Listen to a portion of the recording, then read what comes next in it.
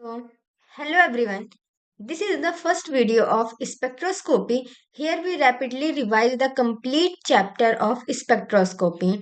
In this video, particularly we discuss about atomic spectroscopy and their formula and the important points comes under atomic spectroscopy. So, let's start the video. So, the first thing is spectroscopy. What is spectroscopy? Spectroscopy means interaction of EMR with matter. Means let's suppose we have matter. What is matter? Matter means anything which occupy space. So if electromagnetic radiation falls on matter and interact with it, which is called spectroscopy. Generally, spectroscopy are of two types: atomic spectroscopy and molecular spectroscopy.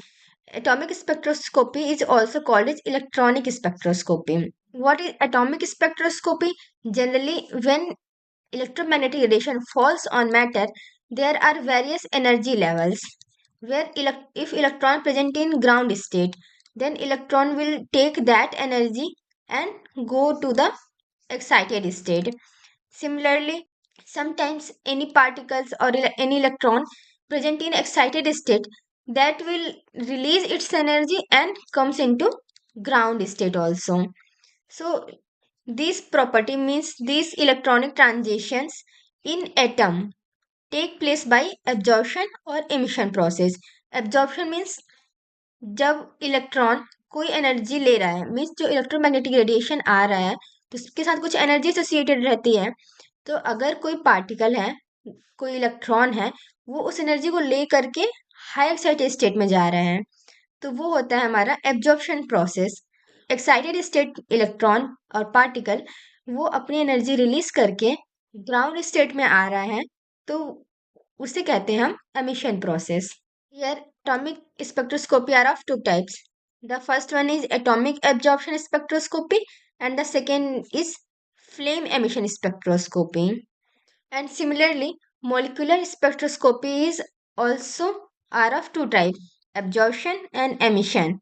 But here, transitions like electronic, vibrational, rotational, these type of transitions occur in molecular spectroscopy, but in atomic spectroscopy only electronic transition occur. When molecule absorb, then it will give absorption spectra, and if molecule show emission process, then it will show emission spectra. Then the next point is hot gas and cold gas. Hot gas नाम से पता चल रहा है, hot means अब वो cool होना चाहेगा। कूल कैसे होगा? वो अपनी एनर्जी को लूज करेगा। तो अगर कोई पार्टिकल हाई एक्साइटेड स्टेट में है, अपनी एनर्जी लूज करके ग्राउंड स्टेट में अगर आ रहा है, तो वो क्या होगा? एमिशन प्रोसेस होता है। और सिमिलरली अगर कोई particle ground state excited state में जा रहा है, तो वो प्रोसेस होता है एब्जॉर्प्शन। तो in same way hot gas क्या है? वो एमिशन स्पेक्ट्रम शो करता है। कोल्ड गैस क्या है? वो एनर्जी एब्जॉर्ब करना चाहेगा, तो एब्जॉर्प्शन स्पेक्ट्रम इसका शो होगा। देन हमारे पास जो एटॉमिक स्पेक्ट्रोस्कोपी के डिफरेंट डिफरेंट टेक्निक हैं, जैसे कि पहला है उसमें से फ्लेम फोटोमेट्री, देन सेकेंड है एटॉमिक एब्जॉर्प्शन स्पेक्ट्रोफोटोमेट्री, थर्ड है इंडक्टिवली कपल्ड प्लाज्मा, फोर्थ है एटॉमिक फ्लोरोसेंस। सबसे पहले हम पढ़ेंगे एटॉमिक एब्जॉर्प्शन स्पेक्ट्रोस्कोपी, जो कि हम जनरली यूज करते हैं मेटल्स की डिटेक्शन के लिए। ये एक क्वांटिटेटिव डिटर्मिनेशन है। इसमें हम क्वांटिटी, एक होता है क्वालिटेटिव एंड एक होता है क्वांटिटेटिव। क्वालिटेटिव में हम पता करते हैं, मीन्स जैसे कि हमारे पास कोई मेटल है, तो कौन सा मेटल प्रेजेंट है वो होता है हमारा क्वालिटेटिव एनालिसिस। लेकिन वो मेटल कितने अमाउंट में प्रेजेंट है वो होता है हमारा क्वांटिटेटिव एनालिसिस। वही है जो कि यहाँ पर हम एटॉमिक एब्जॉर्प्शन स्पेक्ट्रोस्कोपी में क्वांटिटेटिव डिटर्मिनेशन करते हैं। ये हमारे पास एक फॉर्मूला है जिससे कि हम फ्रीक्वेंसी ऑफ, यहाँ पे वी हमारा फ्रीक्वेंसी ऑफ लाइट है, ई हमारा चार्ज ऑफ इलेक्ट्रॉन है, एम हमारा मास है और सी हमारा स्पीड ऑफ लाइट है।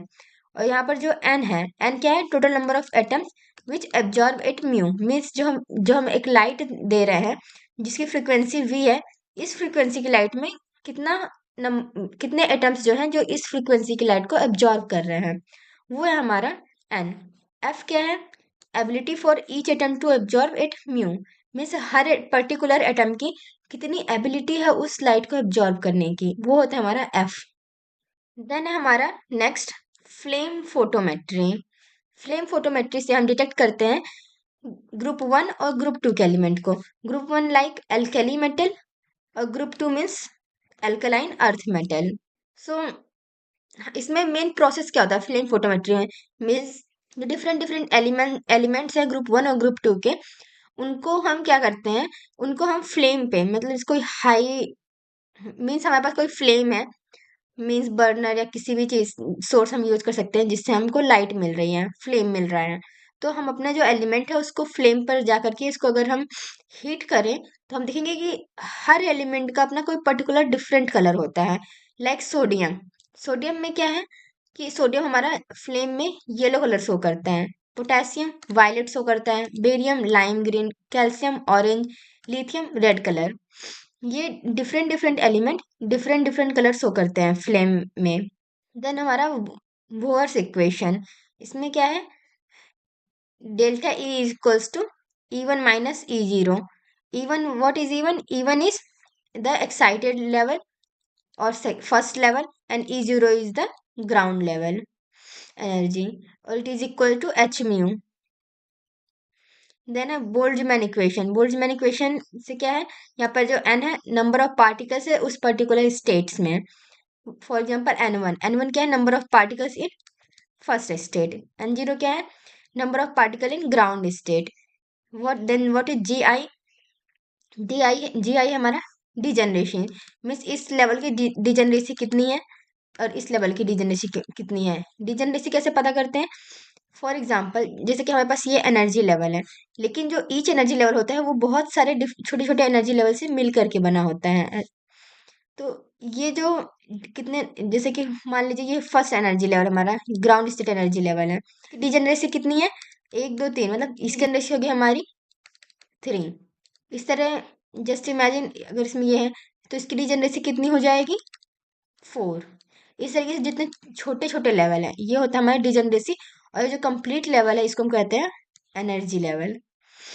देन ये हमारा एक्सपोनेंशियल टर्म है, जिसमें डेल्टा ई हमारे जो ये एनर्जी है एच न्यू, कि हमारा बोल्ट्जमैन कांस्टेंट है, एंड टी हमारा टेम्परेचर है। देन ये हमारा इंस्ट्रूमेंटेशन है एटॉमिक स्पेक्ट्रोस्कोपी। देन ये हमारा इंस्ट्रूमेंटेशन है जो हमने ऊपर अभी दो पढ़े हुए हैं उसका। सबसे पहले क्या होता है, एटोमाइजर और नेबुलाइजर। इसमें क्या होता है, हम जो भी मेटल या एलिमेंट जो भी हम ले रहे हैं उसको हम बहुत ही छोटे, फॉर एग्जांपल हम एक मेटल या फिर एलिमेंट ले रहे हैं, जैसे कि हम एब्जॉर्प्शन स्पेक्ट्रोस्कोपी में मेटल का डिटेक्शन कर रहे थे तो मेटल लेंगे, फ्लेम एमिशन स्पेक्ट्रोस्कोपी में हम एलिमेंट ले रहे थे तो एलिमेंट करेंगे। तो सबसे पहले क्या होता है, जो एटोमाइजर में जाकर के ये जो होता है छोटे छोटे पार्टिकल्स में ब्रेक हो जाता है। देन क्या करते हैं, बर्नर के पास लाते हैं। तो बर्नर से क्या होता है, टेम्परेचर इंक्रीज होता है। तो टेम्परेचर इंक्रीज होने के बाद ये जो पार्टिकल्स हैं, अगर वो ग्राउंड स्टेट में इनिशियली हैं तो वो क्या कहाँ चले जाएंगे, एक्साइटेड स्टेट में। ये जितने भी पार्टिकल्स थे ग्राउंड स्टेट पे हमारे चले जाएंगे एक्साइटेड स्टेट में। देन नेक्स्ट क्या होगा, अब जब पार्टिकल एक्साइटेड स्टेट में चले गए हैं तो सभी पार्टिकल जो होते हैं अपने स्टेबल स्टेट में आना चाहते हैं। तो अभी वो एक्साइटेड स्टेट में, तो वो ग्राउंड स्टेट में आना चाहेंगे अपनी एनर्जी रिलीज करके। तो एक टाइम के बाद क्या होगा, कुछ ये जो पार्टिकल्स हैं कुछ ग्राउंड स्टेट में होंगे, कुछ एक्साइटेड स्टेट में होंगे। तो यही जो प्रोसीजर है, तो जब ये अब्जॉर्प्शन हो रहा होता है तो हम इसको डिटरमाइन करते हैं एटॉमिक एब्जॉर्प्शन स्पेक्ट्रोस्कोपी से। लेकिन जब ये एमिशन हो रहा होता है तो हम इसको डिटेक्ट करते हैं फ्लेम फोटोमेट्री से।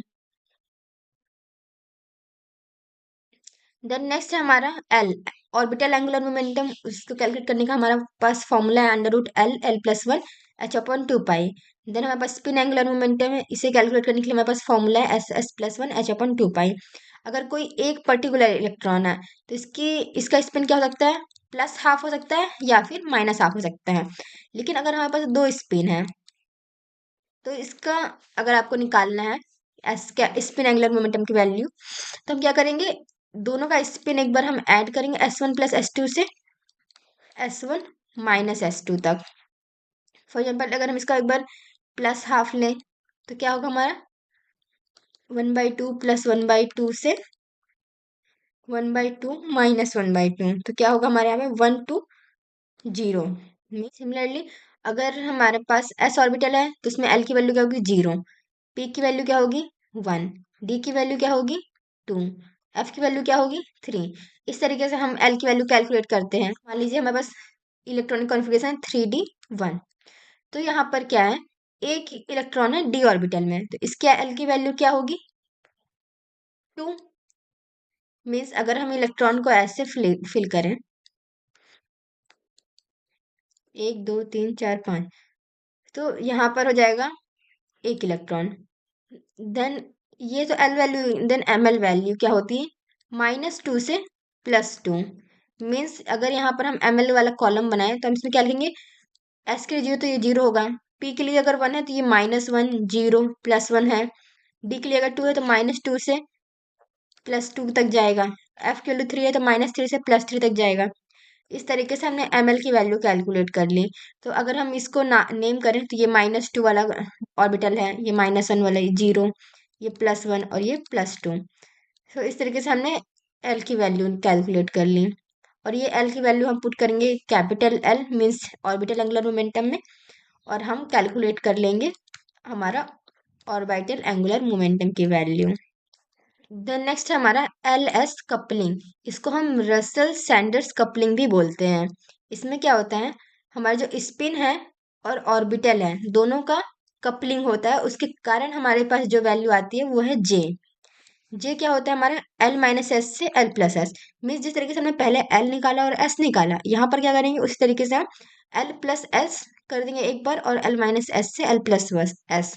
फॉर एग्जाम्पल अगर हमारे पास एस की वैल्यू है 1 और एल की वैल्यू है 2, तो हमारे लिए जे की वैल्यू क्या होगी, एल माइनस एस से एल प्लस एस। यहाँ पे हम निगेटिव साइन को इग्नोर करते हैं।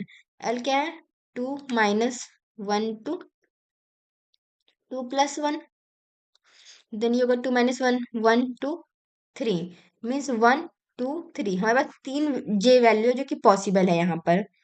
जैसे कि हम यहाँ पर एक एग्जांपल है 2s1 2p1, तो s में एक इलेक्ट्रॉन है और p में एक इलेक्ट्रॉन है।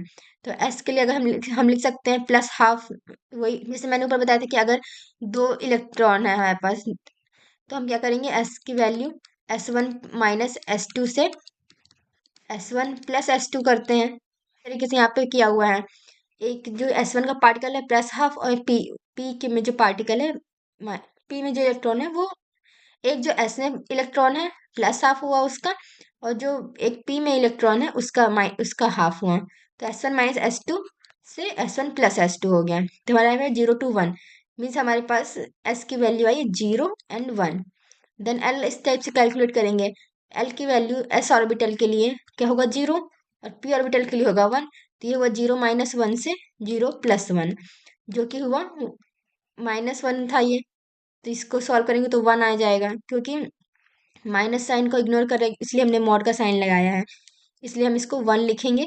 देन 0 प्लस 1 से भी 1 आया, मीन्स हमारे पास एल की वैल्यू आई 1। अब हमारे पास एस की 2 वैल्यू पॉसिबल है और एल की एक ही वैल्यू पॉसिबल है, तो जे की भी 2 टाइप की वैल्यू आएंगी क्योंकि 2 डिफरेंट एस है। इस तरीके से हमने एल प्लस, यहाँ पर L plus S L minus S किया फॉर जब स्पिन की वैल्यू हमारी 0 थी, और यहाँ पर हमने L plus S L minus 1 की जब स्पिन की वैल्यू 1 थी। इस तरीके से हमने जे की वैल्यू कैलकुलेट कर ली। देन हम लिखते हैं टर्म सिंबल। टर्म सिंबल क्या था 2s+1 LJ। जैसे कि हमने s की वैल्यू तो कैलकुलेट कर लिया था ऊपर, तो वो s की वैल्यू यहाँ पर पुट करेंगे और हम मल्टीप्लिसिटी निकाल लेंगे 2s+1। फॉर एग्जाम्पल जैसे कि यहाँ पर s की वैल्यू थी, एक वैल्यू थी 0, तो s अगर 0 लेंगे तो क्या हो जाएगा, ये 2 इंटू 0 प्लस 1, जो कि हो जाएगा 1। अगर s की वैल्यू हम 1 लेंगे तो क्या होगा 2s+1 equals to 2 into 1 plus 1, जो कि हो जाएगा 3। इस तरीके से हमने स्पिन मल्टीप्लिसिटी निकाल लिया। जे हमने ऑलरेडी कैलकुलेट किया था, S0 के लिए हमारे पास जे की वैल्यू थी 1, और s इक्वल्स टू जब 1 था तो हमारे पास जे की वैल्यू थी 0 एंड 2। तो हमारे पास टर्म सिंबल क्या क्या पॉसिबल है। अगर हम s इक्वल टू 0 के लिए लिखें सबसे पहले, तो ये हो जाएगा 1। l क्या होगा, l की वैल्यू हमारे पास 1 थी। l की वैल्यू 1 किसके लिए होती है, p ऑर्बिटल के लिए। तो हम 1p, देन j की वैल्यू क्या है, यहाँ पर s 0 के लिए 1। एक हमारे पास ये टर्म सिंबल पॉसिबल है। देन अगर s की वैल्यू 1 है और l की वैल्यू तो सबके लिए सेम ही है, तो इसको हम p ही लिखेंगे। और हमारे पास j की वैल्यू क्या होगी, एक बार 0 और एक बार 2, तो 1p0 और 1p2। मीन्स हमारे पास ये 3 टर्म सिंबल्स पॉसिबल है। इस तरीके से हम इसका टर्म सिंबल लिखते हैं। वन है हमारा Zeeman effect and Stark effect. हाँ, जैसे कि हमारे पास डी ऑर्बिटल है, उसका स्प्लिटिंग होता है EG एंड T2G में। देन इसका फर्दर स्प्लिटिंग होता है, जैसे कि हम ग्रुप थ्योरी में पढ़ा था, इसका फर्दर स्प्लिटिंग होता है। तो ये जो अगर ये स्प्लिटिंग हो रहा है मैग्नेटिक फील्ड के कारण, तो उससे हम कहते हैं जीमैन इफेक्ट। और अगर ये स्प्लिटिंग इलेक्ट्रिक फील्ड के कारण हो रहा है, इसको कहते हैं स्टार्क इफेक्ट। देन हमारे पास है स्पेक्ट्रा। स्पेक्ट्रा दो टाइप के होते हैं, एमिशन स्पेक्ट्रा और एब्जॉर्प्शन स्पेक्ट्रा। दोनों में डिफरेंस है, ये इंपॉर्टेंट है, ये आ सकता है। तो कब होता है एमिशन स्पेक्ट्रा, जब कोई एटम होता है एनर्जी रिलीज करता है। एब्जॉर्प्शन स्पेक्ट्रा कब होगा, जब एनर्जी एब्जॉर्ब करेगा। एमिशन स्पेक्ट्रा में कलर्ड लाइन्स होती हैं, मीन्स जो इसका स्पेक्ट्रा मिलता है वो उसमें ये कलर्ड लाइन होती हैं। लेकिन एब्जॉर्प्शन स्पेक्ट्रा में क्या होता है, सिर्फ डार्क लाइन्स मिलती हैं। एमिशन में क्या है, when excited atom obtain lower energy level. Means जो मैंने पहले बोला था कि जो एक्साइटेड एटम है अगर लोअर एनर्जी लेवल पे आ रहा है तो क्या होगा, एमिशन। मीन्स हायर से लोअर आ रहा है ना, तो क्या हुआ, एमिशन हो रहा है। मीन्स एक्साइटेड स्टेट से ग्राउंड स्टेट आ रहा है। सिमिलरली अगर atom obtain higher energy level, atom higher energy level पे कब जाएगा, जब वो ऑलरेडी लोअर में होगा। मीन्स लोअर से हायर जा रहा है, मतलब एनर्जी एब्जॉर्ब करके जाएगा, तो आएगा एब्जॉर्प्शन स्पेक्ट्रा में। देखिए ग्राउंड स्टेट से एक्साइटेड स्टेट जा रहा है। देन एग्जांपल है, सोडियम जो है एमिशन स्पेक्ट्रम में दो येलो लाइन शो करता है, जो कि सेपरेट होती हैं डार्क बैंड से। फॉर एग्जांपल हमारे पास ऐसा स्पेक्ट्रा मिलेगा, ये हमारे पास दो येलो लाइन है, ये यहाँ पे दो येलो कलर की लाइन्स होंगी, और इसके अलावा जो भी प्लेस सब देखें डार्क होगा, मीन्स ब्लैक कलर होगा। देन यहाँ पर एब्जॉर्प्शन स्पेक्ट्रम में क्या है, सोडियम दो डार्क बैंड शो करता है separated by bright lines. Means ये जो दो डार्क मीन्स दो ब्लैक कलर की लाइन शो करेगा, बाकी सब जगह वाइट कलर होगा। ये था हमारा एटॉमिक स्पेक्ट्रोस्कोपी का टॉपिक। जो भी इंपॉर्टेंट टॉपिक थे मैंने इसमें कवर कर लिया है। देन हम नेक्स्ट वीडियो में डिस्कस करेंगे मॉलिक्यूलर स्पेक्ट्रोस्कोपी के बारे में, जहाँ पे हम रोटेशनल, वाइब्रेशनल, रमन, इलेक्ट्रॉनिक, ये सारी चीज़ें डिस्कस करेंगे। सो ये वीडियो यहीं पे एंड होती है। Thank you.